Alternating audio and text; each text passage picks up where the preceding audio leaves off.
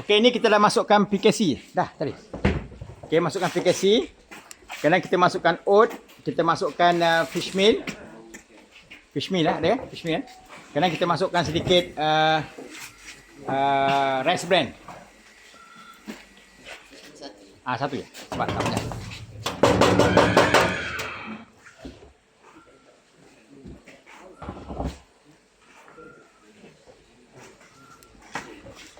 Ini dia nak beras.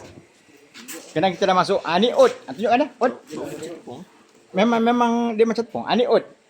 Bali yang kita bagi pada lembu pagi tadi. Pagi tadi bagi kan? Okey, Bali. Yang ni tak selalu dapat. First delivery saya dapat 5 tan. Saya ambil 5 tan. Second delivery tak dapat. Sebab barang ni bukan selalu ada. Okey. Yang dah. 5 tan. Yang kedua kita ambil 2 tan je. Yang ketiga kita ambil 2 tan.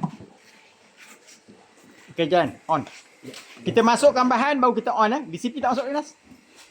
Ni limestone tu masuk kan? limestone.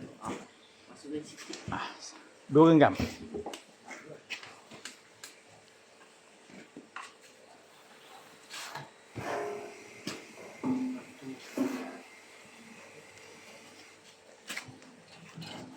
Dia power point yang mesin sana.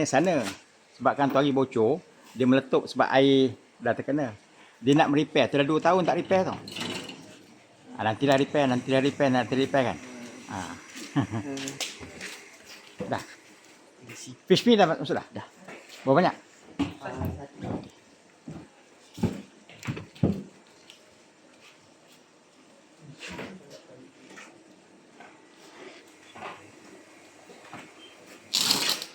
Ni kabel CCTV saya.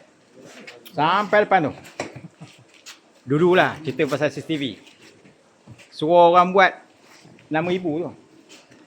Ni cerita tahun 2008, 2007. Kan 6,800 tu.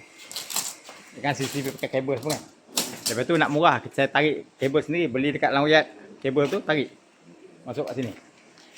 Tapi itulah bila dah terlampau panjang kabel, gambar pun tak cantik. Sekarang kita pakai apa ni wifi punya CCTV. Lagi senang.